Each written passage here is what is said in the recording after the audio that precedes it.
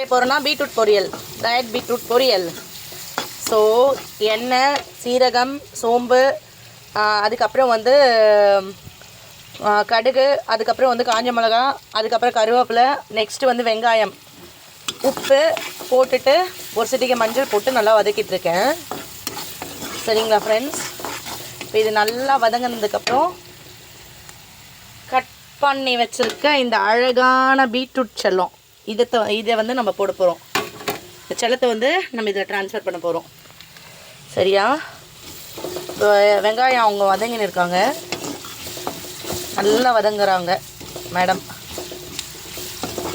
நல்லா அந்த மிளகா தம்பியோட வெங்காயம் தங்கச்சி வதங்குறாங்க. நல்லா வதங்கினதுக்கப்புறமா இந்த மாதிரி நல்ல ஒரு இதுவாக வதங்கணும். வதங்கினதுக்கப்புறமா மஞ்சள்லாம் போட்டாச்சு இல்லையா, நல்லா வதங்கணும்.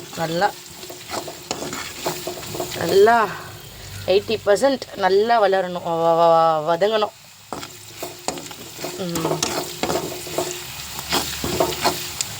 நல்லா அந்த கலர் தெரியுது அவங்களுக்கு, கன்சிஸ்டன்சி எப்படி இருக்குது ஃப்ரெண்ட்ஸ்? அதுக்கப்புறம் வதங்கணும், நல்லா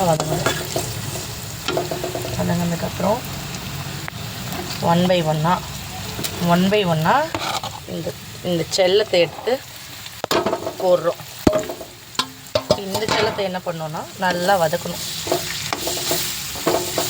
நல்லா வதக்கிட்டு இவங்களோட மிக்ஸ் ஆகணும், ஃப்ரெண்ட்ஸ்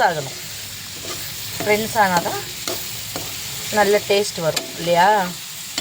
இவங்களோட மிக்ஸ் ஆகணும். நல்லா மிக்ஸ் ஆனதுக்கப்புறமா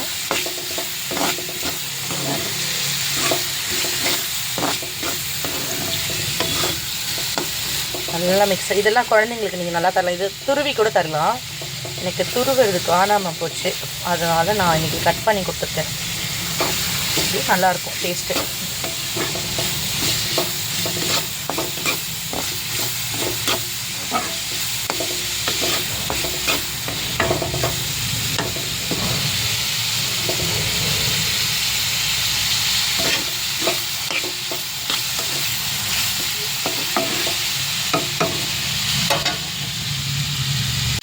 ஃபஸ்ட்டு இந்த பீட்ரூட்டை எப்படி பண்ணணுன்னா, ஃபஸ்ட்டு வந்து எண்ணெய் போட்டுக்கணும், சீரகம் போட்டுக்கணும், அதுக்கப்புறம் வந்து சோம்பு போட்டுக்கணும், அதுக்கப்புறம் வந்து காஞ்ச மிளகாய் போட்டுக்கணும், கருவேப்பிலை போட்டுக்கணும், அதுக்கப்புறம் வந்து நல்லா இதுவானதுக்கப்புறமா வெங்காயம் போட்டுட்டு மஞ்சள் தூள் போட்டு உப்பு போட்டு நல்லா வதக்கிட்டு அதுக்கப்புறமா என்ன பண்ணணும், இந்த பீட்ரூட் செல்லத்தை வந்து இங்கே நல்லா போட்டு இதோட நல்லா மிக்ஸ் பண்ணி வதக்கிட்டு இது பண்ணி விட்டு 2 டம்ளர் தண்ணி ஊற்றுனீங்கன்னா வேகிறதுக்கு கரெக்டாக இருக்கும். வேக விட்டு ஒரு 5 நிமிஷம் கழிச்சு இறக்கிட்டிங்கன்னா சுவையான பீட்ரூட் பொரியல் உங்களுக்கு அதோட சுட போட்டு சாப்பிட்லாம். நல்லா டேஸ்ட்டாக யம்மியாக இருக்கும்.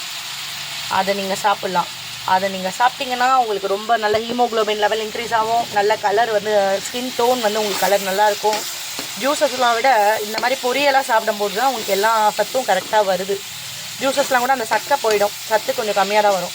இந்த மாதிரி நீங்கள் பொரியல் பண்ணி சாப்பிட்டிங்கன்னா உங்கள் டெய்லி ஒரு பொரியல் 2 பொரியல் எடுத்துக்கோங்க. டெய்லி என்ன வேணால் ஒரு பொரியல் எடுத்துக்கோங்க டெய்லி. அந்த மாதிரி நீங்கள் சாப்பிடும்போது அதுக்கு ரொம்ப ஆரோக்கியமாக இதுவாக இருக்கும்.